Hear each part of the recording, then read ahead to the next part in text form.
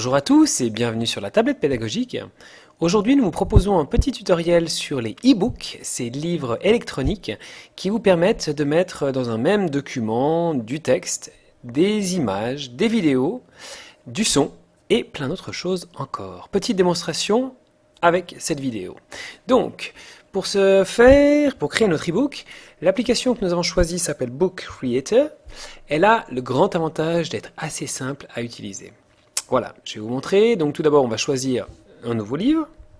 J'ai le choix entre trois formats différents. Je vais choisir ici Portrait.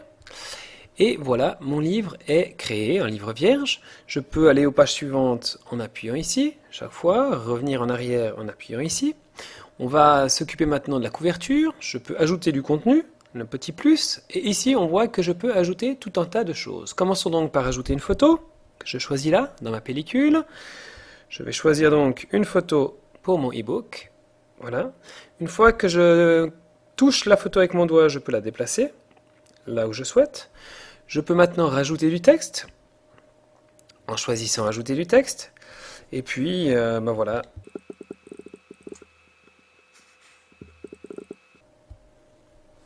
Voilà, donc j'ai mon texte que de nouveau je peux déplacer là où je souhaite. Que je peux modifier avec le petit i. Ici, j'ai donc accès au format du texte. Je peux l'agrandir, le mettre en gras et voilà, italique, surligné. Je peux changer la police, changer la couleur. Je peux changer aussi l'alignement. On va le centrer ici, par exemple, et changer, savoir s'il va venir devant le texte ou derrière l'image. Voilà, il va en premier plan ou en dernier plan. Je peux aussi l'effacer, tout simplement. À côté, dans la page, j'ai différentes options de page qui sont intéressantes. Je peux par exemple choisir la couleur de ma page. Voilà, donc je peux choisir par exemple en fond bleu. Je peux aussi le faire de manière plus précise.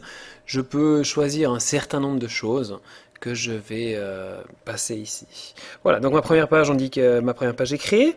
J'arrive sur ma deuxième page. Et puis, on va vous montrer deux, trois autres petites choses. Je peux prendre une photo ou filmer maintenant avec ma caméra. Je peux écrire quelque chose sur cette page avec mon doigt. Voilà, je peux dessiner si je le souhaite. Et je peux réeffacer, je peux lui dire que c'est terminé. Voilà, j'ai mon par exemple ici que je peux ragrandir, déplacer selon mes souhaits. J'ai mes petits gribouillis qui sont là. Et enfin, je peux rajouter, en appuyant sur le plus, du son, par exemple. Et ce son, je peux soit l'enregistrer maintenant, en cliquant ici, c'est-à-dire je vais enregistrer ma voix, soit choisir un son qui vient de ma bibliothèque. Alors ici, je vais par exemple choisir un morceau au hasard. Voilà. Et il insère le morceau ici. C'est-à-dire qu'ensuite, la personne qui lira mon livre, une fois qu'elle clique sur le son, eh ben, elle pourra entendre la partie qui a été enregistrée. Un morceau, votre voix, un enregistrement ou autre. Voilà, donc vous pouvez continuer comme ça, à écrire, à insérer du texte, insérer tout un tas de choses, que je peux aussi copier-coller de mes documents.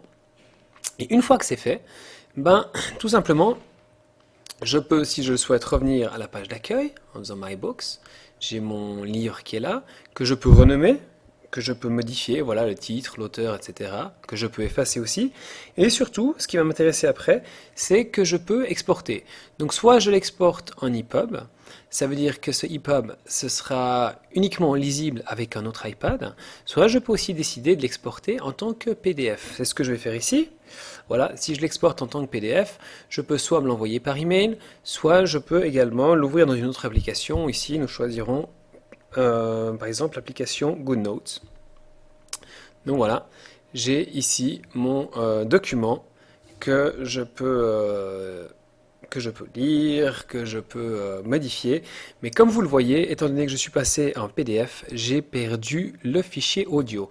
Donc voilà, si vous voulez rien perdre dans tout ça, le plus important, c'est donc bien de rester en EPUB, mais ça limite le nombre de visions possibles sur les supports possibles. Voilà, en espérant que cette vidéo aura été intéressante et instructive, nous espérons vous revoir à tout bientôt sur la tablette pédagogique. Au revoir.